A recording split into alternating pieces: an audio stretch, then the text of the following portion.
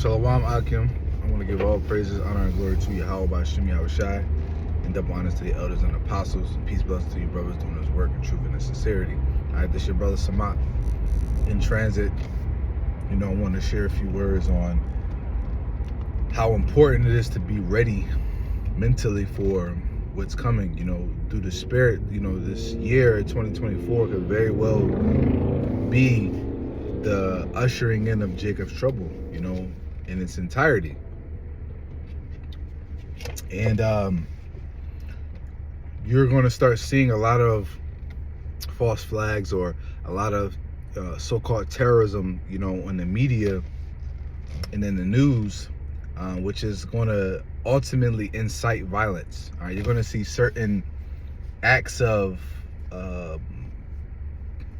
gangs or militia type groups that are going to be doing things that will incite violence, that will basically instill motivation in these certain actual organizations and groups that believe in violence and believe in taking over and standing up against oppression.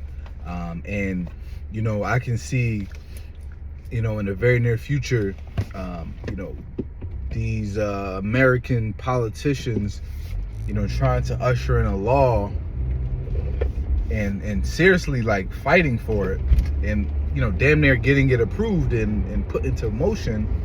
The abolishment of the Second Amendment, if I'm not mistaken, it's the second, which is your right to bear arms.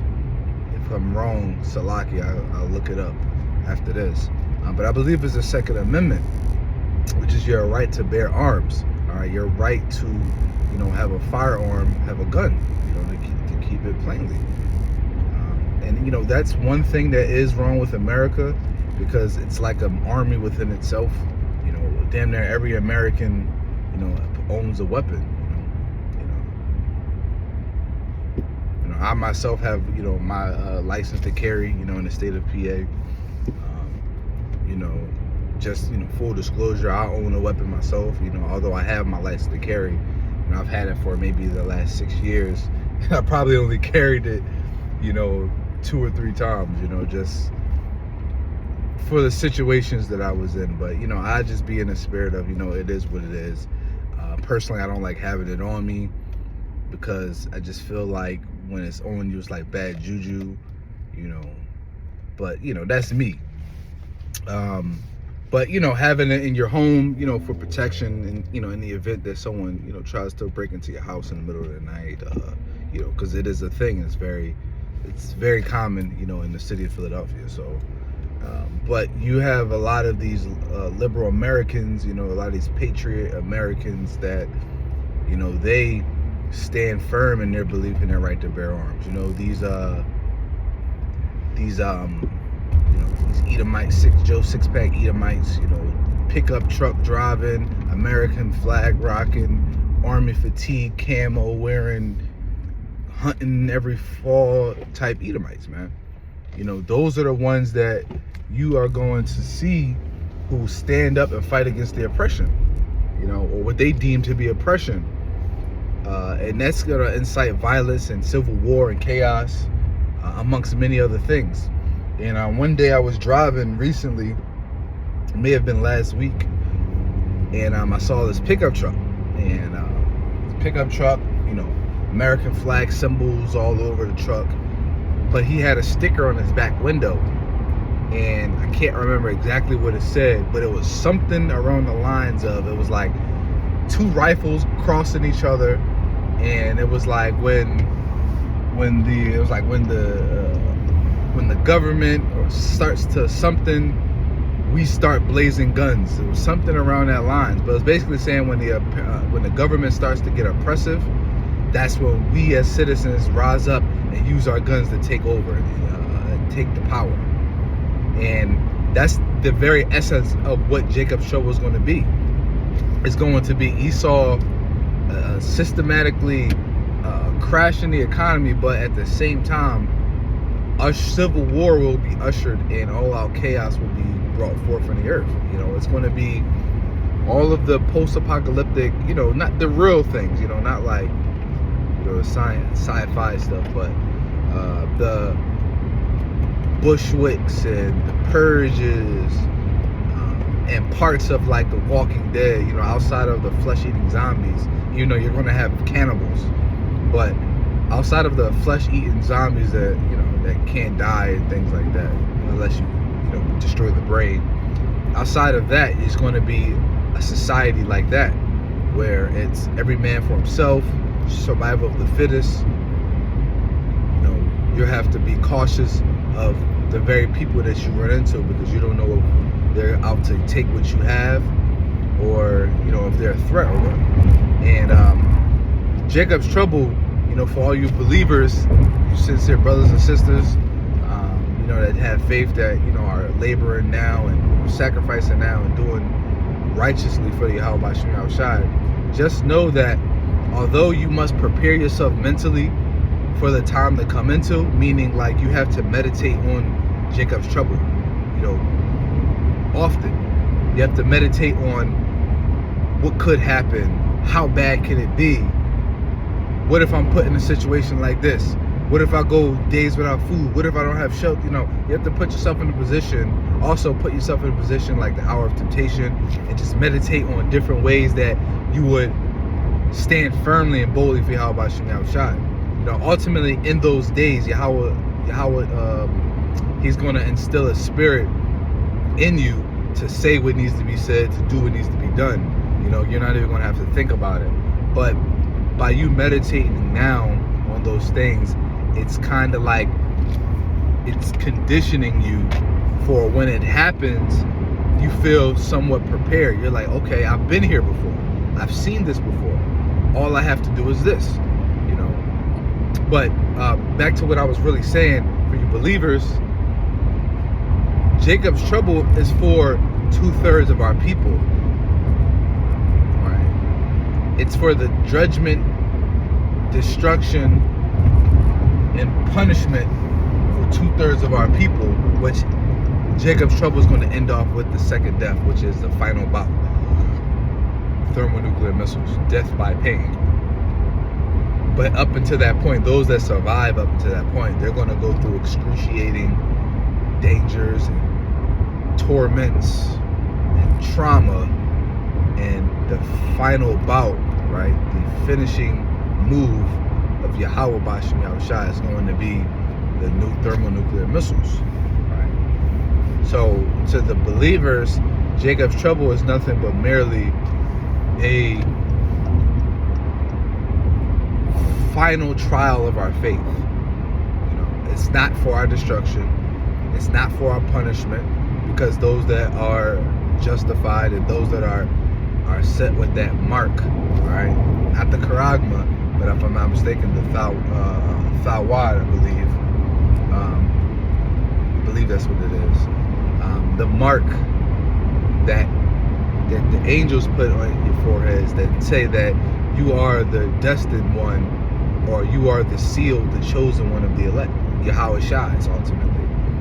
All right, those are the ones that in Jacob's Trouble were our, and I'm gonna say our, because we hope and we strive to be of that, and we believe that we're ultimately of that, But at the end of the day, it's Lord willing.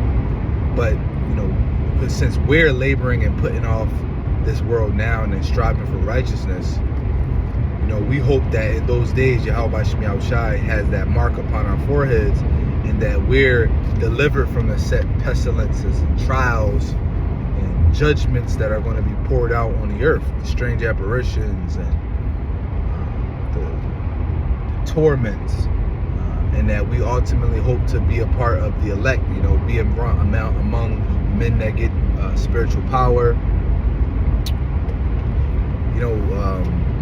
ultimately, because when you read in Isaiah, it talks about how he said, behold, my servants shall eat, but ye shall be hungry. My servants shall drink, but ye shall thirst. We shall be clothed, we shall be warmed, we shall be protected. Because what? We have that mark upon our head, that spiritual mark, that mark of exemption, because we've prepared ourselves in the spirit, and we've put off this world when it was still popping, when it was in season, when it was in style, if you will. All right. So we put off the world when the world was in style, you know. And then we put off wickedness when wickedness was the trend, when wickedness was the style, when wickedness was the thing to do, and righteousness was played out. Righteousness was looked down upon. All right, we put on righteousness. We rocked that fit, man. You know, we rocked that style. And people looked at us like we were crazy. People mocked us, made fun of us, talked shit about us. But we stood stiffly, man. We stood boldly. And then Uno card reverse, you know. A whole 180, Yahweh Shem Yahushua did. And now wickedness became played out. Wickedness became the laughing stock, the thing to avoid. You know, it became the taboo of the world. And righteousness now is what is in style, in season. And that's what's coming. You know, that's what's coming in our city. You know, so hey, Lord willing, through this year, we're gonna start to see a lot more upbringing and violence and organized crime. You know, and like I said, that's why I said organized crime, because not these petty crimes of little thieveries and, you know, homicides, but really going into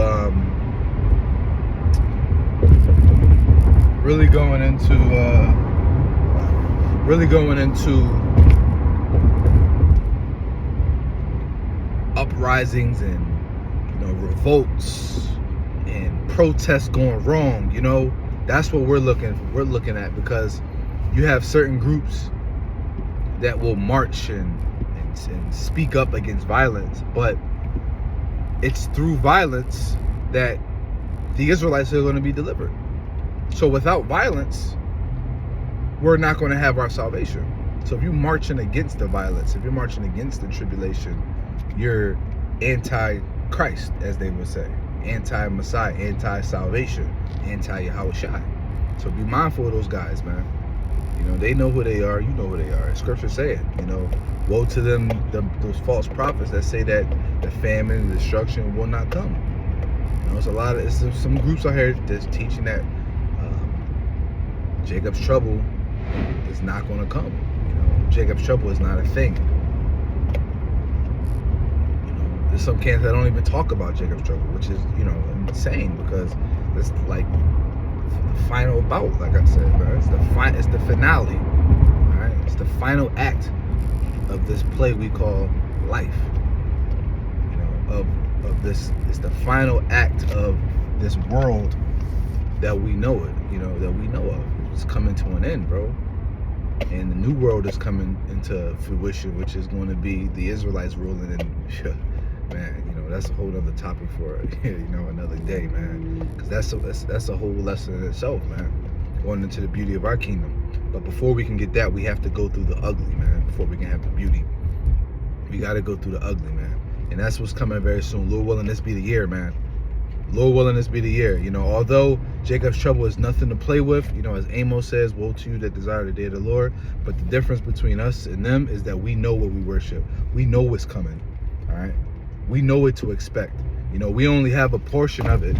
So when we see it, it's going to be above our expectations, right? It's going to exceed our expectations. But through the Spirit, we're going to be ready for it, man. And Lord willing, all you brothers and sisters that are sincere in the truth, you endure it to the end, and you make it through Jacob's trouble. You, your family, all y'all be delivered, protected, and taken care of during those times. And that the Lord speed up the time so that Jacob's trouble is not very long, man. And Lord willing, this video is edifying. I'm going to leave it there. Till next time. Shalom.